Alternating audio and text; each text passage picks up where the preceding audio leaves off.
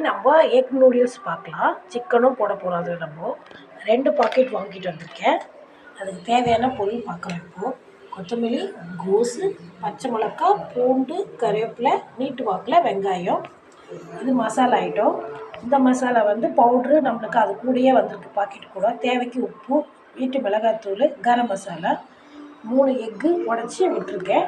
இப்போ நம்ம செய்யலாம். ஃபஸ்ட்டு ஒரு பாத்திரத்தில் பாதி தண்ணி ஊற்றி வச்சுக்கலாம். இது வேக வைக்கிறதுக்கு, நூடுல்ஸ் வேக வைக்கிறதுக்கு. வெந்ததுமே எடுத்துகிட்டு நம்ம பார்க்கலாம். சூடாகிடுச்சு. நம்ம இதை போட்டிருக்கோம். இது பாதி வேக்காடில் நம்ம எடுத்துக்கலாம்.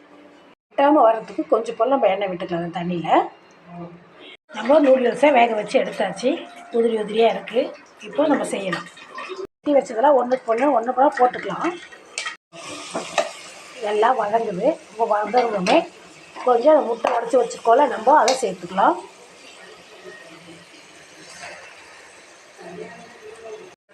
இப்போது சோயா சாஸு ஒரு 2 ஸ்பூன் ஊற்றிக்கலாம். மசாலா ஐட்டம்லாம் சேர்த்துக்கலாம். வச்சு இப்போ நம்ம நூடுல்ஸ் அது கூட சேர்த்துக்கலாம். நூடுல்ஸ் போட்டாச்சு. நம்ம இதை ஃபுல்லாக ஒரு கலரிடலாம். ரெடி ஆகிடுச்சு. இப்போ கொஞ்சம் நேரத்துக்கு தட்டு போட்டு மூடி வைக்கலாம். ஓப்பன் பண்ணி பார்க்கலாம். இப்போ சிக்கனை பொரிச்சு வச்சுருக்கோம். நம்ம அது இது கூட சேர்த்துக்கலாம்.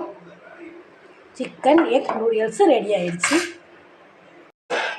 Chicken egg noodles ready.